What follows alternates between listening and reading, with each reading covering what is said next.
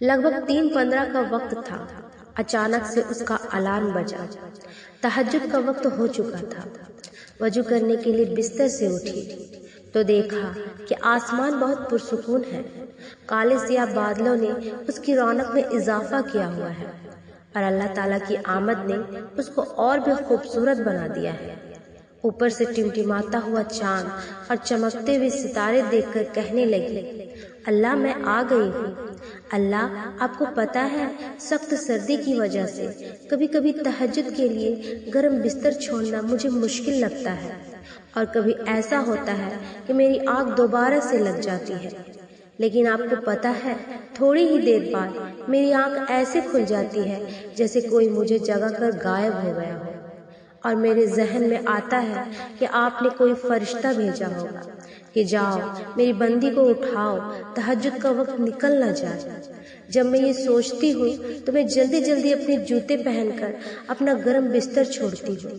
میں پہلے آسمان کو دیکھ کر آپ کو سلام کرتی ہوں اور پھر وضو کرنے چلی جاتی ہوں۔ وضو کر کے جائے نماز پر کھڑی ہوئی۔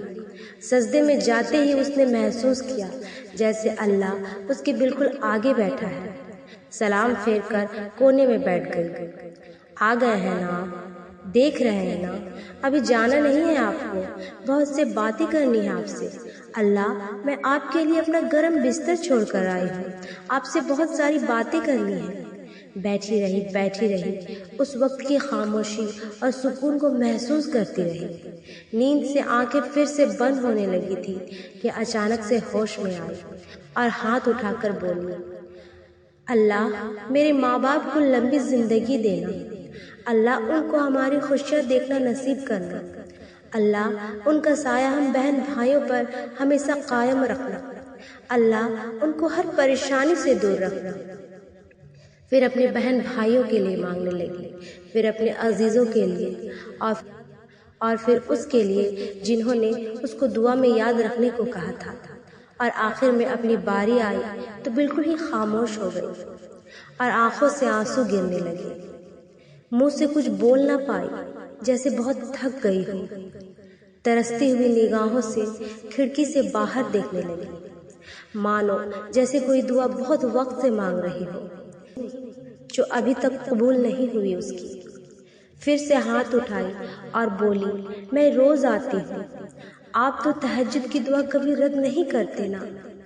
بہت وقت ہو گیا ہے اللہ، جو راستے پہلے بند تھے وہ اب تک بند ہیں۔